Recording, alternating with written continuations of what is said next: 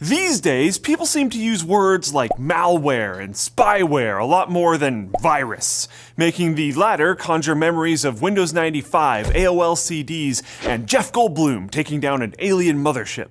So why is that? What qualifies something as a traditional virus as opposed to the more recent malware designation? And are viruses still around? Great question. To understand what a virus is, we'll start with a look at the original biological meaning of the word. Biological viruses, like the ones that can make you sick, are parasitic. They inject their own code, in this case either DNA or RNA, into a host cell as a means of replication. This code causes the cell to make a ton of copies of the virus and ultimately burst, sending new viruses everywhere. Rinse and repeat. Computer viruses operate via a similar principle. Unlike some forms of malware, which are fully executable programs, viruses tend to be smaller pieces of code that can fuse with other programs or files and only replicate when conditions are right. So they can be triggered by a certain date and time, opening a certain program, or even hitting a certain amount of disk usage of all things.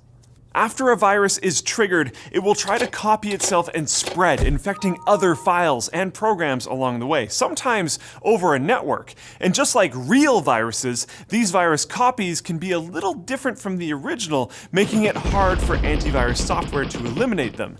Similar to how the many variants of the cold virus make it difficult to create a vaccine for. Some even come encrypted, making detection even more complicated.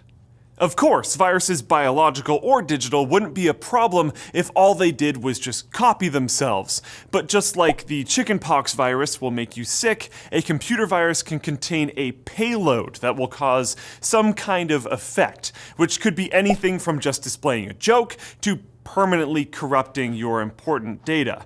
These days, viruses can trigger DDoS attacks, which you can learn more about up here, by infecting lots of computers and getting them all to attack a specific server at once.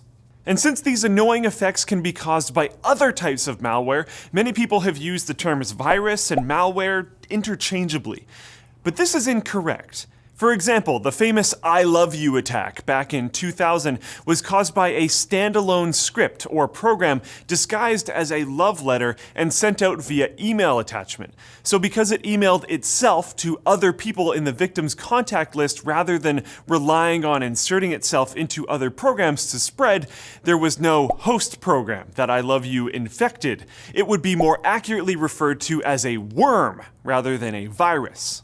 And indeed, many modern forms of malware like ransomware and adware are also standalone programs that can be passed around and executed on their own, meaning that they aren't really viruses. Which doesn't mean, though, that true viruses aren't still around, causing mayhem, and the ill effects they can cause are only really limited by the creativity the black hats programming them have.